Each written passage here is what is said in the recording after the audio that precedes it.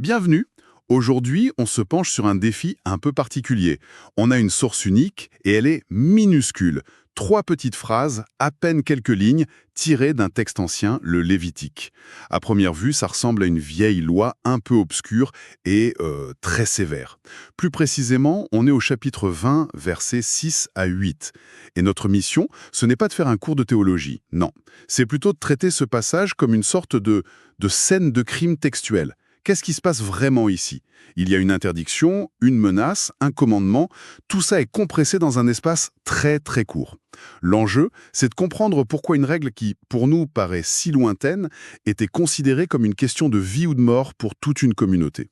Alors plongeons ensemble pour voir ce que ces quelques mots ont à nous dire sur l'identité, la loyauté et la survie d'un groupe. Commençons par le début, le verset 6, qui pose l'interdiction. Je lis. Si quelqu'un s'adresse à ceux qui invoquent les esprits et aux spirites. Bon, le verbe s'adresser à peut sembler assez anodin. On s'adresse à plein de gens tous les jours. Pourquoi est-ce que c'est le point de départ d'un truc aussi grave? C'est une excellente remarque, parce que le verbe en fait n'est pas anodin du tout dans ce contexte. Il ne décrit pas une rencontre par hasard au marché du coin, tu vois. Il implique une démarche active, une intention. C'est l'idée d'aller chercher, de consulter, de demander conseil ou une forme de pouvoir à une autre source que celle qui est considérée comme, disons, légitime. C'est un acte délibéré de se tourner vers. Ailleurs, D'accord, donc c'est une démarche volontaire. Mais c'est la suite qui est violente. Le texte ne dit pas «c'est une mauvaise idée» ou «c'est interdit». Il dit «pour se prostituer à eux». Le mot est lâché. C'est d'une brutalité incroyable. Pourquoi utiliser un terme aussi chargé, aussi dégradant? Le but, c'est juste de choquer, de faire peur. c'est certainement pour choquer, oui, mais il y a une logique très profonde derrière ce choix de mots. En utilisant le champ lexical de l'infidélité la plus radicale, la prostitution, le texte cadre la relation entre le peuple et son Dieu non pas comme une simple relation d'obéissance, mais comme une alliance exclusive. Ah, presque un contrat de mariage, en fait. C'est un peu ça, oui. Dans cette vision, se tourner vers d'autres sources spirituelles n'est pas une simple erreur, c'est une trahison. C'est rompre un vœu de fidélité absolue. Le mot prostitution sert à souligner que ce n'est pas juste un acte, c'est une perversion de la relation fondamentale qui définit le groupe. Donc, si je comprends bien, ce n'est pas tant la consultation des esprits en elle-même qui est le problème, Non, que ce que cet acte représente. C'est l'infidélité, la rupture de confiance totale. C'est ça l'offense capitale. exactement. L'acte est le symptôme, mais la maladie, c'est la déloyauté. C'est ça le cœur du problème. Et logiquement, la punition est à la hauteur de la trahison. Le texte continue. Oui, Je me tournerai contre lui et je l'exclurai du milieu de son peuple. La sanction a 2 volets, si je vois bien. Il y a la dimension divine, je me tournerai contre lui, et une dimension sociale, l'exclusion. Ce n'est clairement pas une affaire privée. absolument pas. Et il ne faut pas sous-estimer la violence de cette deuxième partie. L'exclurait du milieu de son peuple. Dans une société tribale ancienne, l'individu n'a quasiment pas d'existence en dehors du groupe. L'identité, la protection, la nourriture, le statut, tout vient de la communauté. Attends, donc être banni, ce n'était pas juste être mis au coin ou être unfriended sur les réseaux sociaux. C'était comme Oh non, effacer ton existence. Tu devenais un fantôme. c'est une très bonne image. C'est une mort sociale qui précédait souvent de très très près la mort physique. Être exclu, c'était être livré à soi-même dans un monde hostile, sans aucune structure de soutien. C'est la peine maximale au niveau communautaire. Et le fait qu'une telle peine soit associée à cet acte nous montre à quel point cette pratique était perçue comme une menace existentielle. Ce n'était pas juste un individu qui faisait une erreur, c'était un individu qui, par son choix, créait une fissure dans le mur de protection de toute la communauté. D'accord. La première partie est donc une menace, un grand ne faites surtout pas ça. C'est assez sombre, hein. Mais j'ai l'impression que le texte change complètement de ton juste après, non? Il bascule vers quelque chose de plus constructif. Oui, la transition est très nette. Après avoir décrit la voie qui mène à l'exclusion, le verset 7 présente l'alternative. On passe d'une interdiction, ne faites pas, à une injonction positive. Un fait. Voilà. Exactement. Le commandement est clu. Vous vous consacrerez et vous serez saints. Alors là, le mot saint, ça peut faire peur. Ça sonne comme quelque chose d'inaccessible, une perfection morale absolue, un peu comme un moine dans un monastère. Est-ce que c'est bien de ça qu'il s'agit ici ou est-ce que ça veut dire autre chose dans ce contexte? C'est une réaction très courante. Mais le concept de sainteté, ici, où le verbe se consacrer, a un sens plus technique, disons. L'idée première, c'est celle de mise à part. D'accord. Se consacrer, c'est se séparer du commun pour être dédié à un usage spécifique, sacré. C'est un processus actif. Ce n'est pas un état de perfection morale, mais une orientation, une direction que l'on donne à sa vie. Le texte ne dit pas «soyez parfait», il dit «mettez-vous à part pour moi, alignez-vous sur moi». Et la justification de ce commandement, elle est déconcertante de simplicité. Il n'y a pas de liste d'avantages, pas de promesse de récompense. La raison, c'est juste « car je suis l'Éternel, votre Dieu ». C'est tout. Ça sonne un peu comme un parent qui dirait à son enfant « fais ça parce que c'est moi qui le dis ». Ça peut sonner comme ça à nos oreilles modernes, c'est vrai. Mais dans la logique du texte, c'est l'argument le plus puissant qui soit. Ce n'est pas un argument d'autorité arbitraire, c'est un argument d'identité. D'identité. Oui, la phrase signifie « votre identité doit découler de la mienne ». Le peuple est appelé à refléter la nature de son Dieu. Si Dieu est saint, c'est-à-dire fondamentalement différent, à part, autre, alors le peuple qui lui est allié doit aussi cultiver cette différence, cette identité distincte. La sainteté du peuple n'est pas une quête autonome de perfection. C'est la conséquence logique de leur relation avec ce Dieu-là. Ils doivent être ce qu'il est. C'est le fondement de leur identité collective, en somme. Pas juste une règle de plus. Précisément. C'est la base de l'alliance. D'accord, donc, soyez saints est le grand objectif. Mais c'est encore un peu abstrait. Comment on fait, concrètement?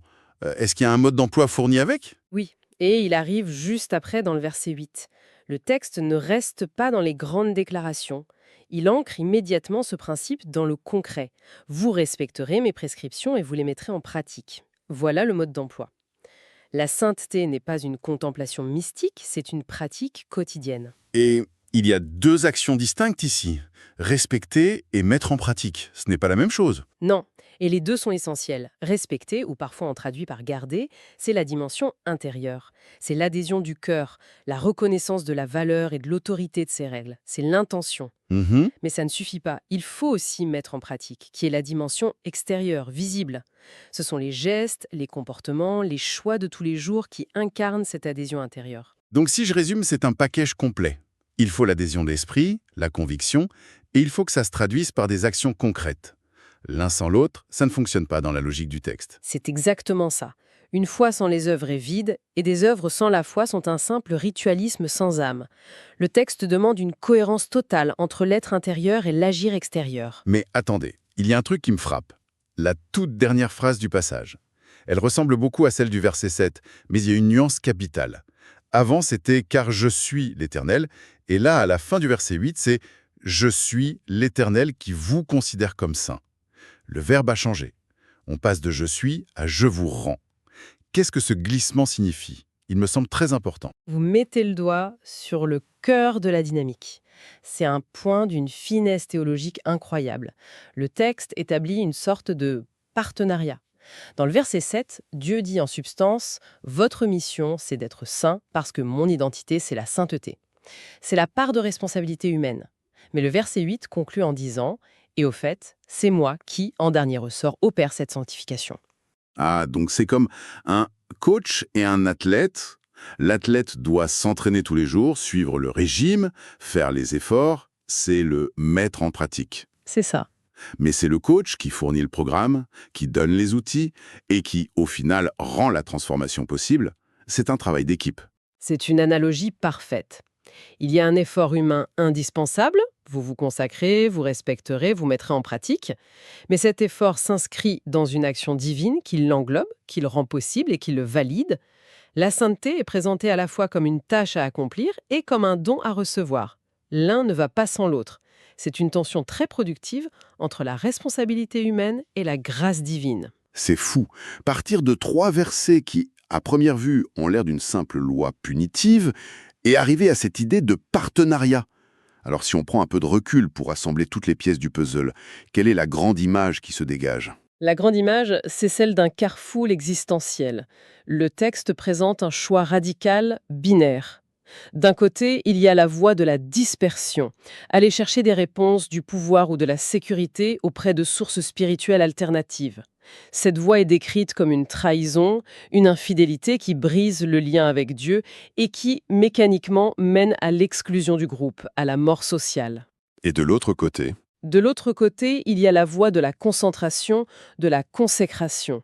C'est un chemin qui consiste à s'aligner sur l'identité du Dieu de l'Alliance, à travers une obéissance concrète et quotidienne à un ensemble de règles. Et ce chemin mène à une identité sainte, c'est-à-dire distincte, mise à part, et renforce l'appartenance à la communauté. Il solidifie la cohésion du groupe. donc, la question fondamentale que ce texte pose à son lecteur, ce n'est pas juste « suis la règle », c'est plutôt « où vas-tu ancrer ton identité et ta sécurité ?» Est-ce dans ces pratiques extérieures, vues comme volatiles et dangereuses, ou dans la relation exclusive avec ce Dieu et au sein de la communauté qui est définie par cette relation? C'est le cœur du sujet. Ce passage n'est pas une petite note de bas de page du code pénal, non, c'est un marqueur de frontière identitaire. Il dit « voici ce qui nous définit, voici ce qui nous protège ». L'interdiction de consulter les esprits n'est pas tant une peur de la magie en soi qu'une manière de dire que se tourner vers d'autres sources d'autorité spirituelle, c'est symboliquement franchir la frontière, quitter le périmètre de sécurité et de sens que la communauté s'est donné. C'est dissoudre le ciment qui tient le groupe, quoi. C'est fascinant de voir comment on est passé d'une règle spécifique à une réflexion aussi profonde sur ce qui soude un individu à un collectif. C'est une histoire de loyauté en fin de compte. Dans cette vision du monde, le choix spirituel et le lien social sont absolument inséparables. Ce sont les deux faces de la même médaille. L'alternative n'est pas entre obéir ou désobéir à une loi abstraite, non. Le choix réel, c'est entre s'intégrer pleinement à cette communauté qui se veut sainte. Ou en être radicalement éjecté. Voilà. Chaque choix spirituel individuel a une conséquence sociale immédiate. Et ça nous amène à une dernière pensée, une question qui reste un peu en suspens. La menace ultime, la sanction la plus grave mentionnée ici, c'est d'être exclu du milieu de son peuple. Ça nous force à regarder comment n'importe quel groupe, que ce soit une nation, une entreprise, une famille ou même une communauté de fans, se définit. On se définit souvent par ce qu'on aime, par les valeurs qu'on partage. Mais ce texte nous rappelle qu'on se définit tout autant, et parfois même plus puissamment, par ce qu'on rejette. Par les lignes qu'on trace dans le sable, parce qu'on décide collectivement de considérer comme étant en dehors. C'est un mécanisme universel. La cohésion se construit souvent par l'exclusion ou du moins par la délimitation claire de ce qui n'est pas nous. Ce qui soulève une question pour aujourd'hui. Quelles sont les consultations interdites de notre époque ? Quelles sont les idées, les croyances ou les comportements qui, de manière implicite ou explicite, nous placent en dehors des frontières de nos propres communautés ? Une réflexion à méditer.